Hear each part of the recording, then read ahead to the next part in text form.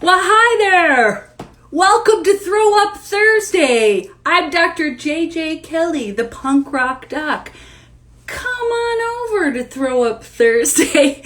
Come barf your problems and feel much better. I will be joined in any minute by Olivia, my co-host and a doc in Unorthodox. There she is. And just to give everyone, I guess I don't need this when I'm inside my own home. I probably don't need a mask in my own home. Hi. Hi. So I was just about to give a warning that, oh man, I gotta tip this down. Jesus, that never quite gets the right angle. I need to be up higher because you're lower. Am I higher for you too? Yeah. Yeah, okay. I'm always a little bit cut off. Okay, so here is just a little bit of a warning for today. And that is, I have two friends coming in. They're women who are originally from Wisconsin. They're coming from Phoenix, so all they're going to do is complain about the cold here, for sure, which is a funny irony considering they're both from Wisconsin. And they're nuts. You know how I talk about my aunties being nuts? They're nuts, and they could walk in during this, and all hell could break loose. I'm excited. That just could happen. You were so awesome when I was in DC with Corey. Hi, Corey. Hi, Joe. Remember when that was kind of chaotic too? I just got there from the airport out of the shower. Hey, yeah. We're dedicated. We do. We're friggin' Throw Up Thursday against all odds. To ride or die, yes. Snow or sleet. Right. What's the UPS thing? I don't know. Snow or sleet or extreme heat. We've done heat waves. We're doing the time change, election. We're, no matter what, we'll be here every Thursday. We'll be here for you to barf your problems and feel better.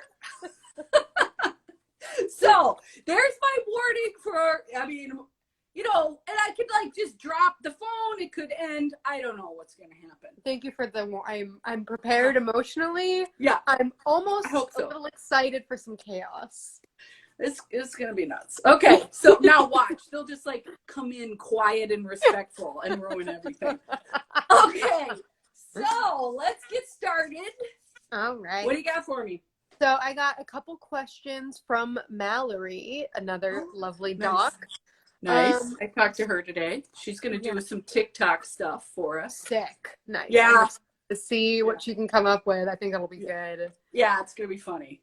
Okay. So, all right. This first one is, why is unwarranted guilt and or shame so goddamn sneaky? And what are some practical skills we can use to figure out whether the guilt or shame we feel is warranted or not? Oh, warranted. Okay. So in DBT, the word is justified or unjustified. Mm-hmm. And the definition of that is based on your own values. I want to say that right out of the gates because most people are like, what? It's not justified or unjustified. See, I need to be taller. By me.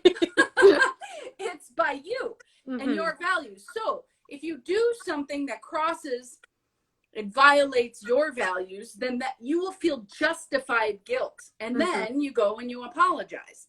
And if you do something that doesn't violate your values and you feel guilty, then you do that thing more and more and more to get used to the unjustified guilt. Because sometimes if someone sticks up for themselves and sets a boundary, they might feel a hit of guilt.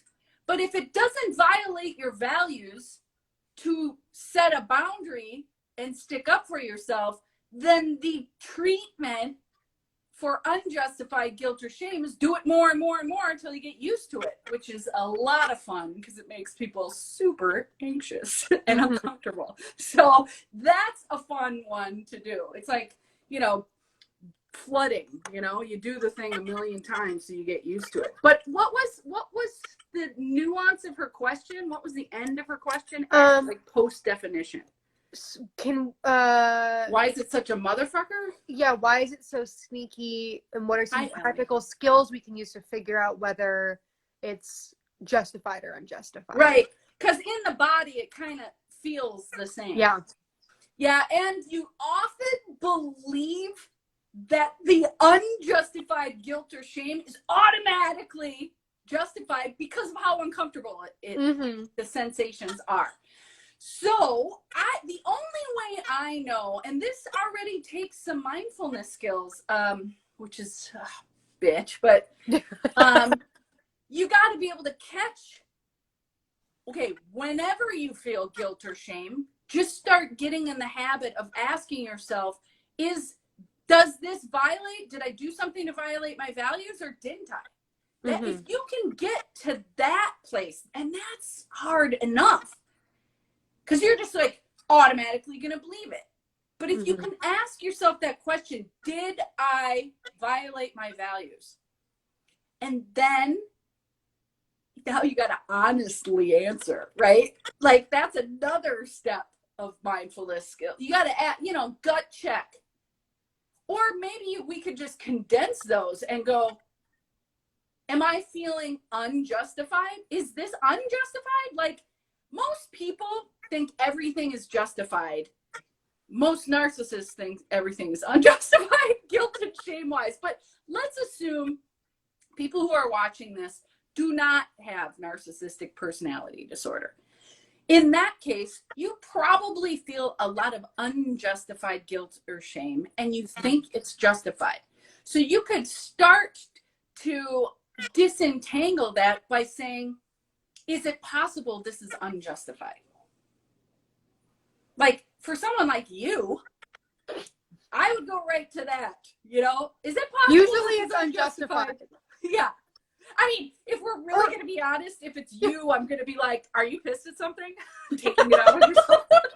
I think that's like an older me thing. I remember you telling me to just avoid the word guilt in general and just focus on shame instead, because guilt was usually a cue that I was angry and turning it in on myself. And shame helped me figure out justified shame versus unjustified shame. Wow, that was awfully smart of me.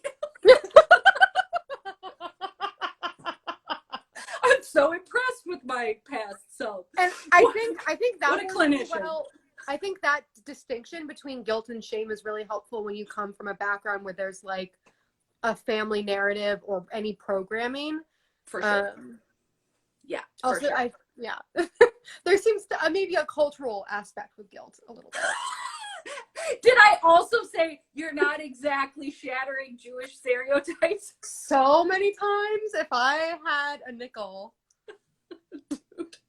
Dude, I guess I probably shouldn't be saying it on this. Just for everybody, I love Jews. I do. Dude, I've got an honorary title myself. I've worked in Berkeley for almost 20 years. Hey, JJ has a Jewish friend, so it's fine. Yeah, only one. Oh my only one in the Bay Area. I'm serious though. As far as like organized religion goes, Jews got it going on. Favoring education, kindness towards others is built in. Hi, Sam. I mean, yeah. Like it. Okay. Did we get to all aspects of that question? Yeah, I think so. Okay. Yeah, Mallory was here. Mallory gave me some specific examples, okay. But they might be a little intellectually. Let's move on. Okay. We can come back. Cool. Yeah. So they had another question about the Gremlin. So, what are some unique and effective ways to tame? What are some unique and effective ways / JJ's top taming gremlin techniques that use humor? Jesus. Okay. Well, Sam and Corey stop talking to each other on this. No problem. Okay. So why don't can you define the gremlin first? Yeah. So basically, the gremlin is the evil little guy or person. I don't know if I usually think of him as just like a little gremlin who lives in your head and says that you're not good enough and that you're bad and all of these negative things and tricks you into believing all of your thoughts. So very well done.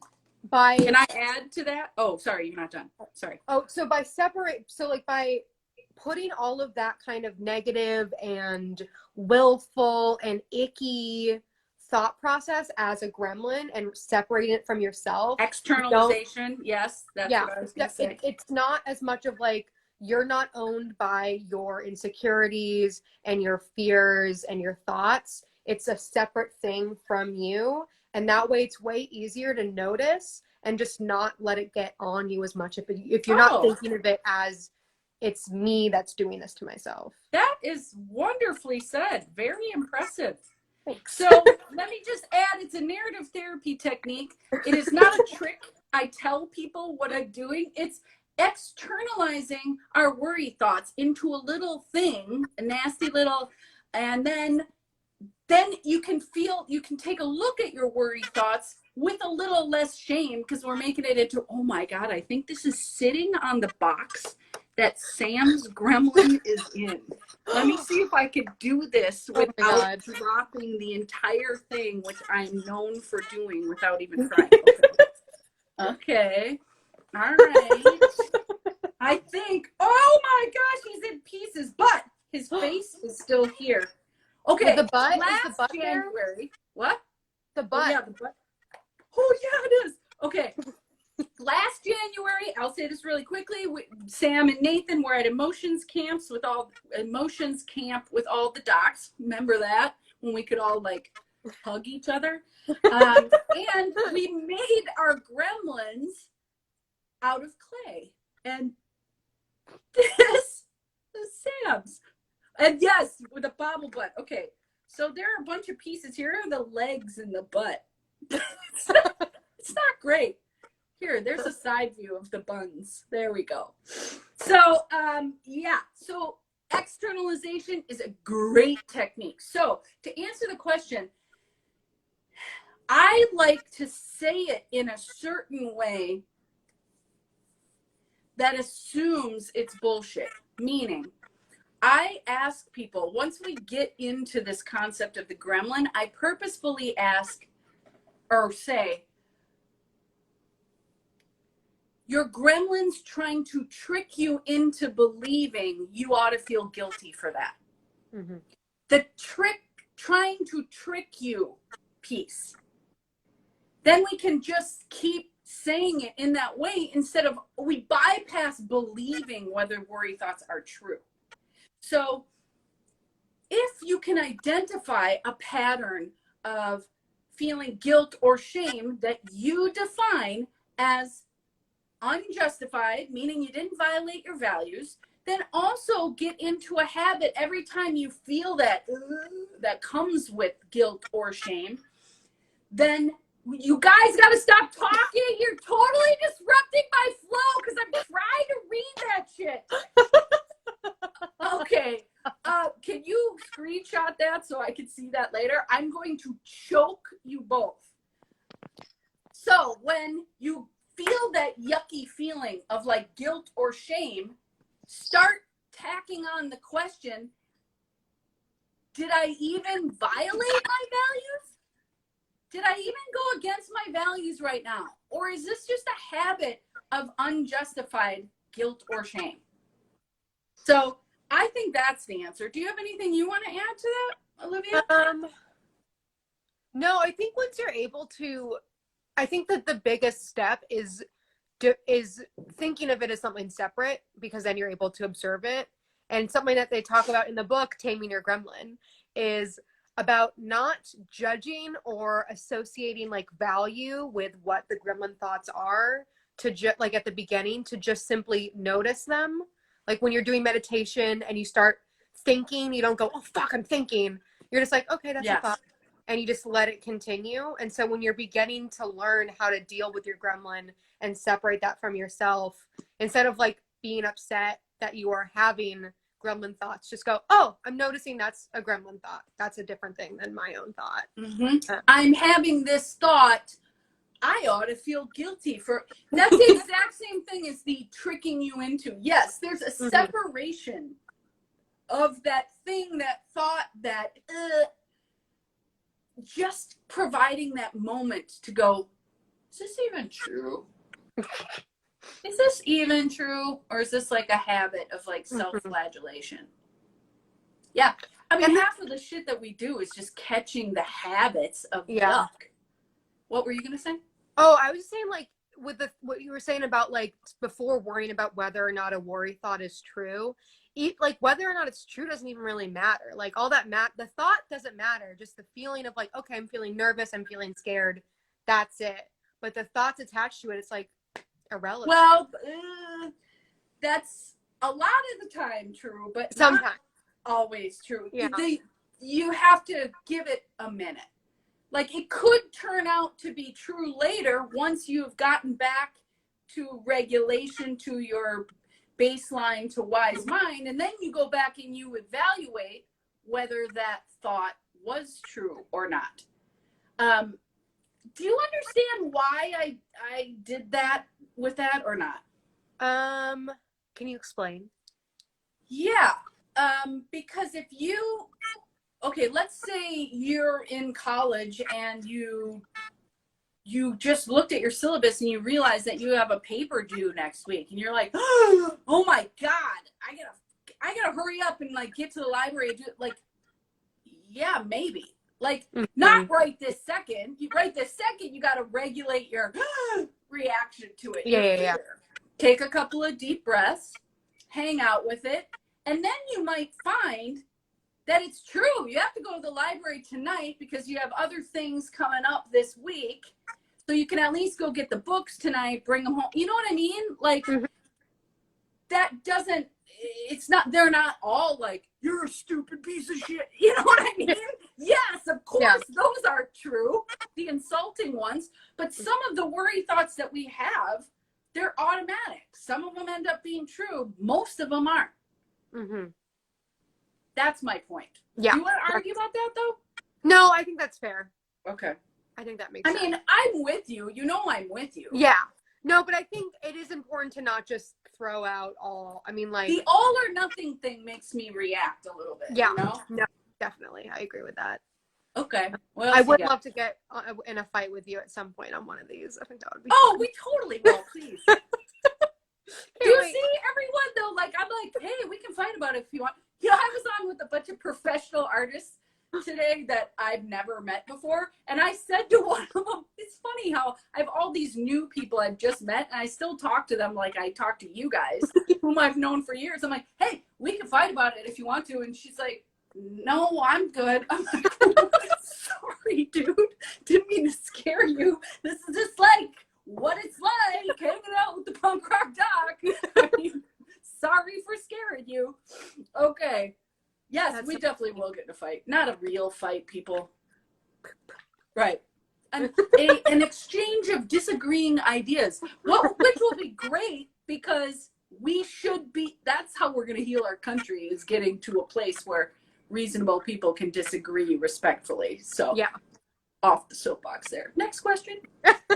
Okay. So this kind of relates to the Gremlin. So this is from a friend.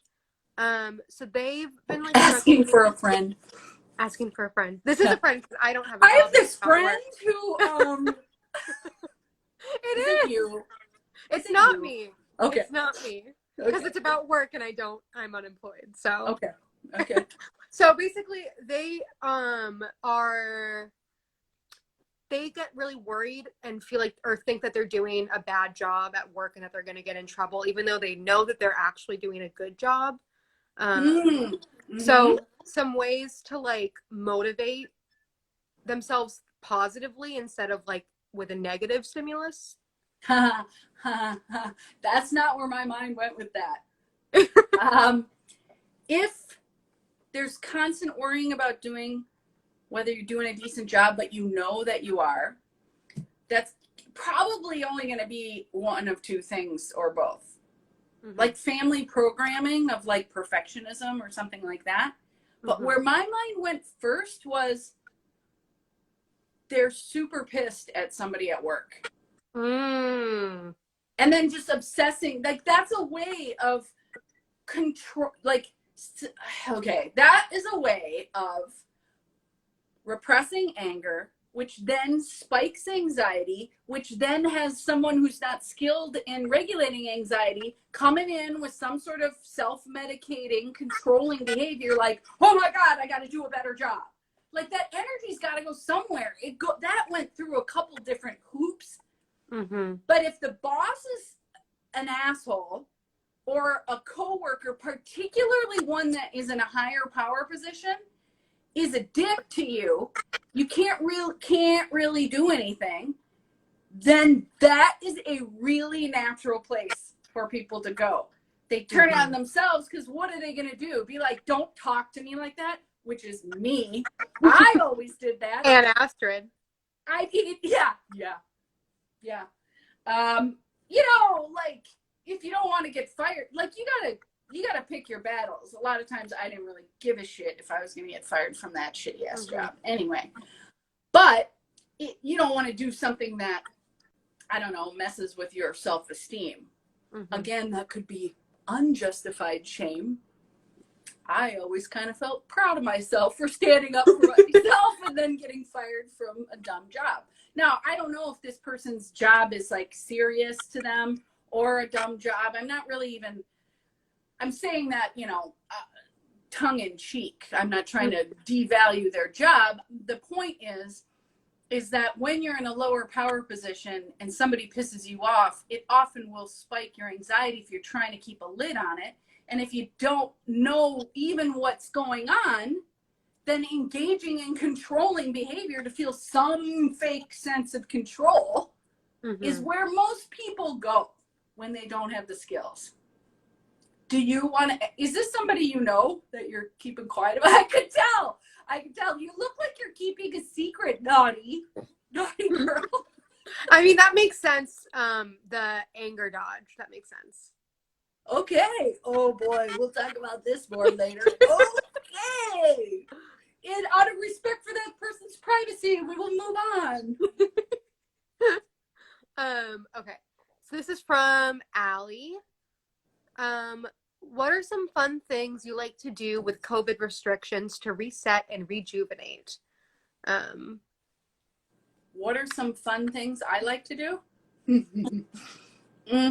To, what is it? Rejuvenate and what? Reset And rejuvenate. Okay. Would you like to start, Olivia? Yeah. Okay. Well, so I try to adapt some of my like self-care, like fun things that I did in the before world, to my current world. So I always loved to go shopping and like try on outfits and do that whole thing.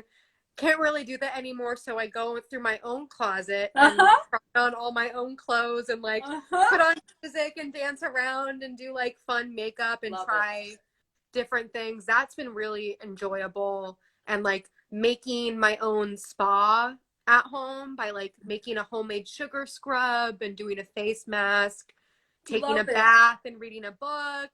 Love it. People who are on too, put in the comments what you're doing. Keep going, Olivia. Loving just like singing really loudly and dancing like as silly as I possibly can. Yeah.